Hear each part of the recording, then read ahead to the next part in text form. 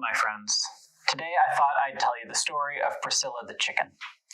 We have many chickens on the farm, but she's a bit more special than the others, and she lives in the living room. So stick around to hear the story of how she wound up in our family, and what it's like living with Prissy, the house chicken. To lay a bit of groundwork for the tale, I should point out that while we live in Michigan, Dave and I don't work in Michigan. We both have hybrid roles on the other side of Big Blue in Chicago. One time zone and about 125 miles away. So, to help manage the farm and our sanity, we take turns and head to Chicago for the work week on alternating weeks. Dave takes a week, then I take a week, like that. All of our coworkers are well aware of the farm, and more importantly, they're aware of our flock, at least importantly for this story. Last December, a year ago last December, Prissy belonged to one of Dave's coworkers, Maria. She worked in the facilities department and spoke very little English. Dave's Spanish is equally limited to hola, gracias, and perhaps another dozen common words. So they would greet each other in passing, but little more than that. Carolina, one of their coworkers, however, spoke both languages and enjoyed chatting with Maria. And Maria told Carolina her tale. You see, Maria's daughter had brought home and raised 2 chicks the previous summer. We're still not sure exactly where she got them, as Prissy isn't the most common breed, but she brought them home and successfully raised both of them. Unfortunately, as kids are prone to do, she got bored with the birds and started to neglect them.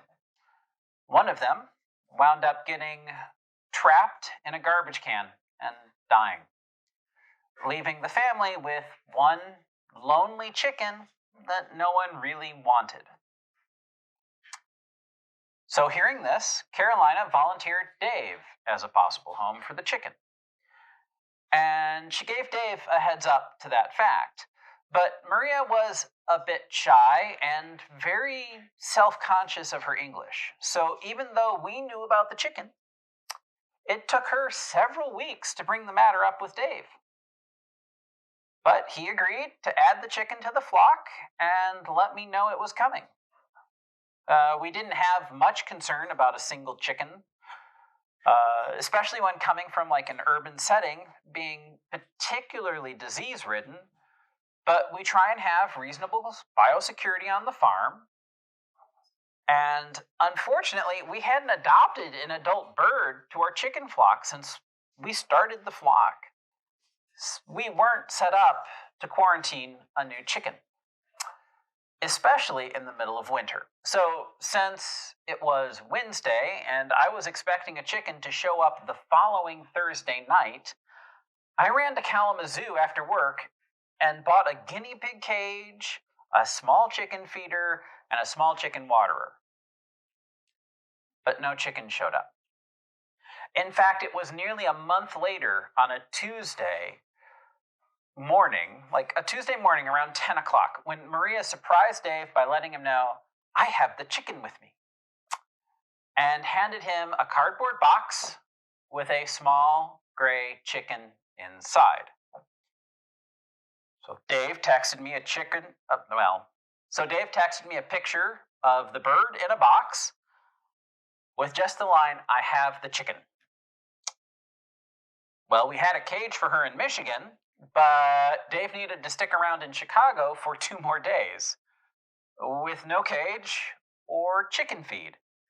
So he ran to a local pet store and he picked up this square bird cage and the closest thing to chicken feed he could find, which was really cockatiel food. Then he brought her home, put her on a shelf like just a big parakeet. The next day, I put the guinea pig cage together in the mudroom, thinking we'll have her in quarantine there for about a month before integrating her with the rest of our flock. But I did get a strange text from Dave. She's a big fan of people. So when he gets in late Thursday night, he wakes me up and asks if I want to meet the new chicken. And it's immediately obvious we won't be integrating this tiny little hen with our flock of large breed fowl. She wouldn't weather aggression from the bigger birds well, and she really didn't see me crypt for a Michigan winter. We didn't know what she was, but she definitely wasn't a Jersey Giant or a Barred Rock or a Cochin or a Wyandotte or any of the other dual-purpose chickens we keep in the main flock. But the good news was, she didn't seem to mind that much. She clearly enjoyed it when we held her, gave her neck scratches, and talked to her. She actively came up to us to be picked up. That's not a behavior we see from any of our bigger birds. We had adopted a pet, not a lair.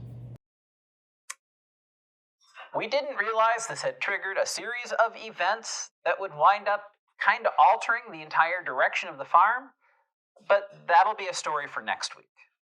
In the meantime, we needed to find a more permanent home for her, someplace she could have regular socialization, and after a bunch of back and forth, we settled on putting an aviary right next to the entertainment center in the living room. This accomplished two things. It gave us a cage with a decent amount of floor space for her to enjoy, and it seemed like the least awkward and ugly option. So, for the past year, we've had her living in an aviary in our living room. Before I tell you a bit about what it's been like living with a house chicken the past year, I want to take a quick moment and thank you for watching. If you've enjoyed this video, I'd love it if you help the channel a bit by liking the video, making sure you're subscribed, and maybe giving us a comment below. So, advertisement aside, how has life with Prissy been? Overall, Prissy's been a great pet. In fact, there are probably only two major annoyances having her in the house. The first one is noise. And to be honest, she isn't nearly as noisy as when a parrot is having a tantrum or pacing back and forth in her cage for attention while you're filming a video. But, you know, she's not nearly as noisy as when the dogs freak out about some delivery truck. But she does lay a very small egg every other day, and it is a major production. She spends several hours in labor each time, and throughout the process, she cries and paces dramatically. This definitely can be disruptive if you're on a Zoom call with your coworkers, but otherwise, it's not all that distracting. You can drown her out with the TV if you need to, or just some music. Plus, she goes to bed super early, and she never makes any noise at night. The other and much more disruptive issue is they're called cecal poops. You see, chickens have a few different kinds of poop, and cecals, they're the most annoying. Chickens have two pouches at the connection of the small and large intestine, and this is where they ferment any roughage in their diet. Periodically, the cecal pouches purge, and the chicken produces this bolus of runny, brown, yuck, that smells absolutely terrible. In our house, this prompts an immediate and complete cage cleaning as our way of managing the smell. So yeah, that's the story of Prissy, our house chicken, and a little bit about what it's like living with her. Next week, I'll be telling the story of her companions in the aviary and how adding Prissy to the farm caused us to pivot in a slightly different direction. As always, thanks again for joining me this week, and keep growing, my friends. Stick around in Chicago for 2 more days with no cage and no chicken feed. So he runs to a local pet store and picks up a square bird cage and the closest thing to chicken feed he could find, which was really cockatiel food. Then he brought her home. You pooped. Then he brought her home and put her on a shelf like a parakeet for days with no cage and no chicken feed. Okay, this isn't working. You're not cooperating well enough for this to work. You're not. You're not cooperating well enough for this to work at all.